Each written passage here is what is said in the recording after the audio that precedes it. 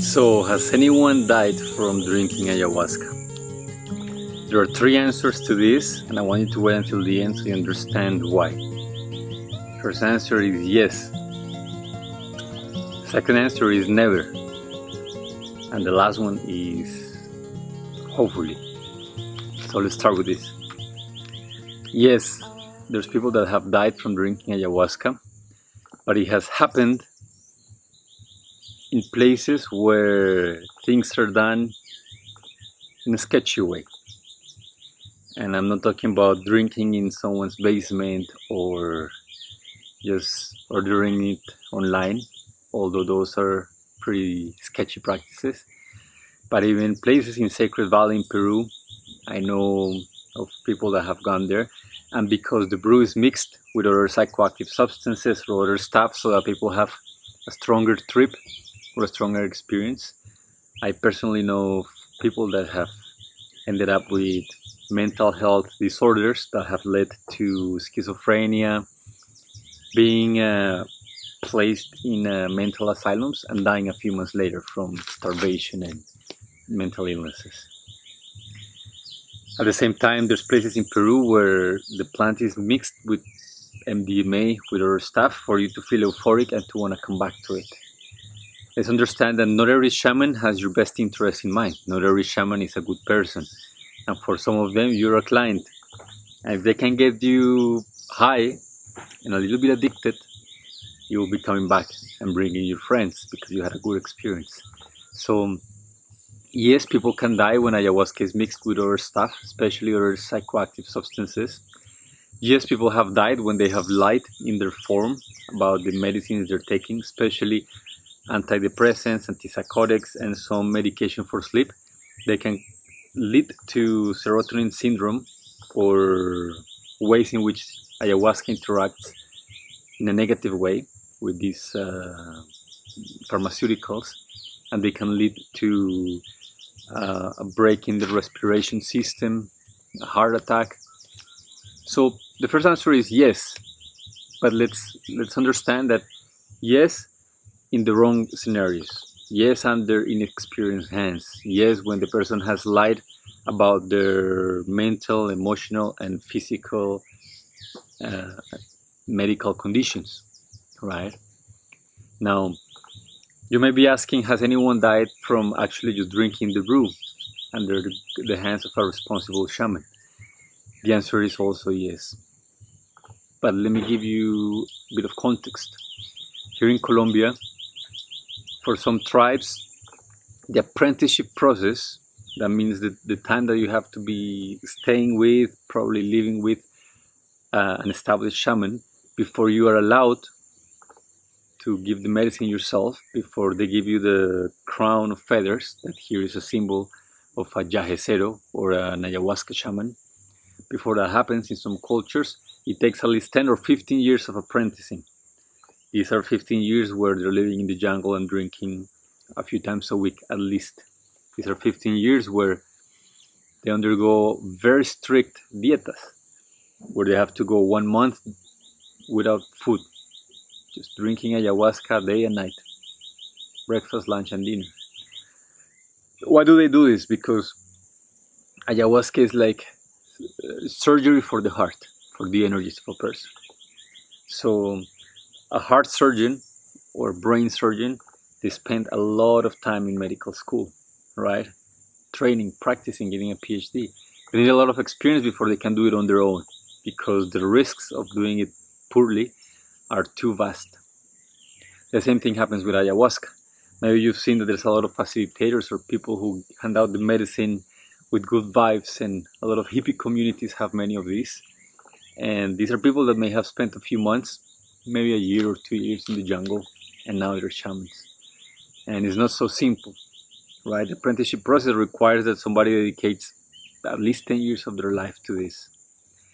Once the experienced shaman thinks they're ready, they are served an initiation bowl, let's call it. They have a ceremony where experienced elders come and they sit with you or with the person that has apprenticed, and they serve in this bowl, which is kind of like half a coconut. It's about a liter of ayahuasca, right? For some context, if you drink half a shot glass of ayahuasca, you have plenty to go and come back. You have plenty to go very, very, very deep, maybe deeper than your mind may be ready for. So now imagine a whole liter of it. And the intention behind this is that if the shaman is well prepared and he has trained and his mind is disciplined and his spirit is in the right place, he will navigate through this and come back. And these chumas or these trips last up to 3 or 4 days, where the person who's just graduating, their body is there, just dead. And the elder shamans are waiting for him to come back and then crown him, or not to come back at all, which is also fine. So in these cases, some people have died because their soul does not come back, right? But it's because they put themselves through a very, very strenuous process so they can qualify to be shamans in Colombia. Nobody that drinks ayahuasca for their own healing or exploration, unless they want to become a shaman, will ever have to drink those quantities. So the risk of dying from ayahuasca under the hands of an experienced shaman is almost non-existent. Now, answer number 2. No, nobody dies, as I just shared. If it's in the right setting and the right guidance, you can have a very, very, very strong night, very rough process, but you come back. You can feel that your heart is palpitating, you feel anxious, or you feel a lot of stuff, but you come back. Mentally, emotionally, physically, it is very safe. The body has enzymes that break it down within you, and these enzymes start acting within a few hours of ingesting the medicine. So even if you drink a lot, even if you're very sensitive, you're not gonna die. You're gonna have a strong experience, and that's fine. But the chemical compounds or the mix of the plants that are within ayahuasca cannot kill you. Not in the quantities that it is served for participants. Now, higher quantities, it may induce a toxic response where you're just vomiting a lot, and that's it, and then you come back. And the final answer, which is hopefully, well, has anyone died from ayahuasca? I say hopefully because it is the best thing that can happen to a person. I'll explain why. Ayahuasca can bring you to face all of your fears, to heal your fears, to heal your fear of life, fear of expressing what you're about, fear of standing strong in your convictions, fear of loving yourself, fear of forgiving others, fear of forgiving yourself, fear of letting go of shame, and most importantly, fear of death. A lot of people, and I include myself, we do not live our lives fully, or did not used to live our lives fully, because of an unconscious fear of death. You know, we imagine that we have all the time in the world to do what is important for us, to tell the one we love that we love them, to quit the job we don't like, to follow our passion, to share from that which we have learned, to have a radical shift in how we're living our lives, understand who we are and what we came here to do. But we postpone it because we think we are going to live eternally. We think that death is something that happens to other people and older people. And the truth is that unless and until we make friends with death and we realize that every moment is a gift, it's a present, till we realize that death can come later today, it can come tomorrow. We may not wake up, and it comes for us and for the people that we love.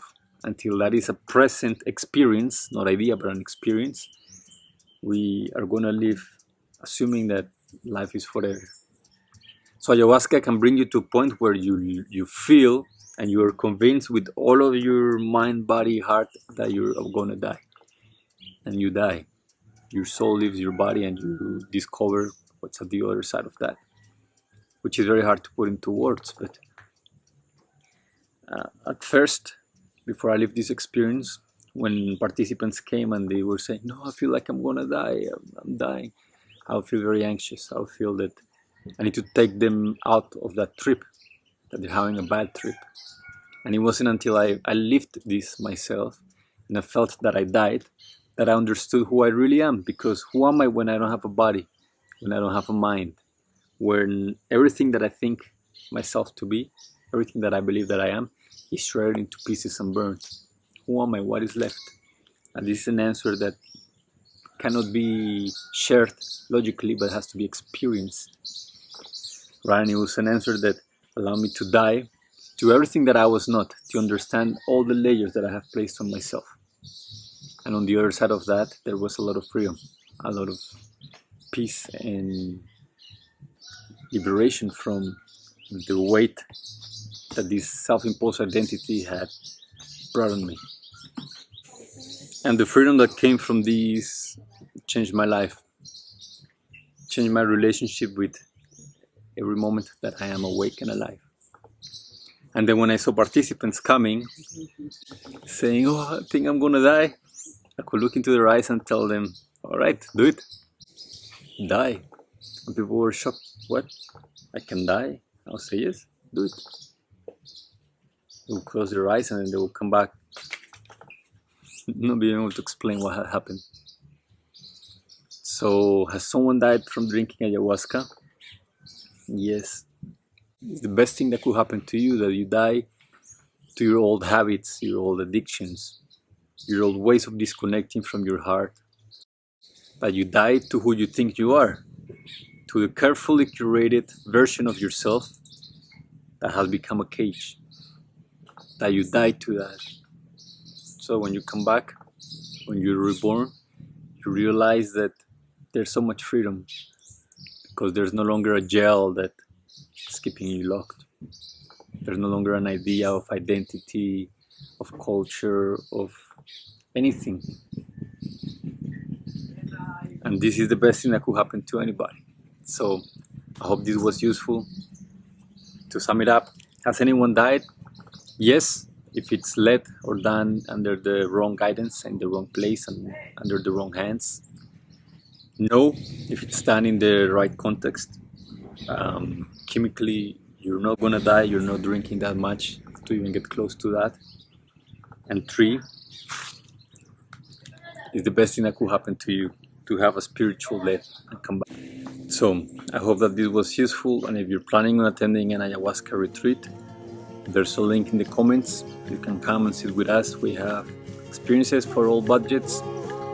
And if you're still in the research phase, also there's a link to our Instagram where we post behind the scenes about the ceremonies, more educational content, and you can stay in the loop around upcoming retreats. Take care.